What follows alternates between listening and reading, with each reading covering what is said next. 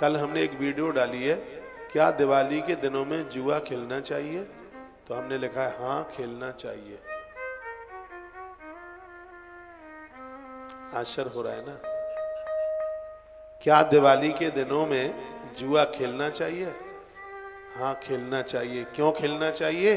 क्योंकि दिवाली के दिनों में भगवान शंकर और माता पार्वती जुआ खेले इसलिए। लेकिन ये नोटों वाला, ये पैसों वाला जुआ नहीं खेलना चाहिए। तो पति और पत्नी दोनों कौड़ी और गोटी पर खेले खेल।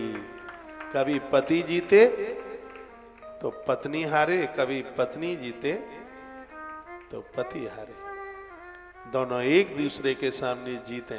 कभी पति कहे कि तूने मुझे जीत लिया। पति को तो पत्नी ही जीत सकती है और किसी की ताकत नहीं है, और पत्नी को पति ही जीत सकता है और किसी की ताकत नहीं है।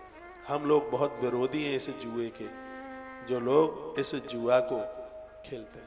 दिवाली के दिनों में ये जुआ खेलने की बात ही नहीं कही गई कहीं। पता नहीं लोगों ने कैसे ये अपना ये सब बना लिया है। लोगों का दिवाला निकलता है। दिवाली पर लोग धन के लिए पूजा करते हैं, लेकिन बहुत लोग कंगाल हो जाते हैं। इतना जुआ खेला जाता है।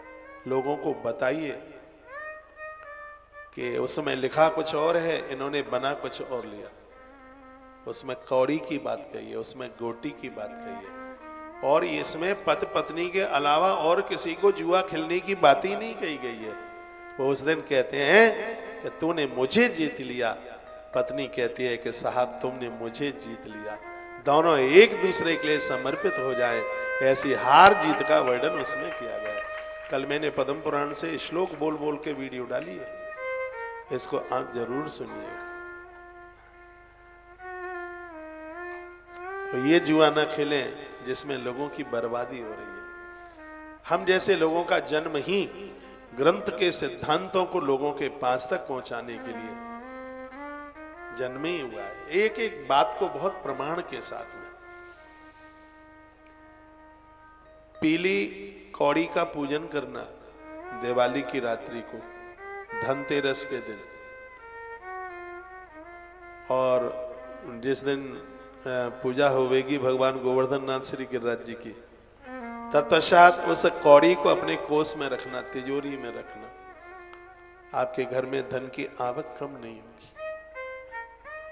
तो ये बातें हमारे ग्रंथों में कही गई। बहुत बहुत धन्यवाद, आपने हमें सुना। और आइए अब हम आपको भागवत जी की तरफ लेकर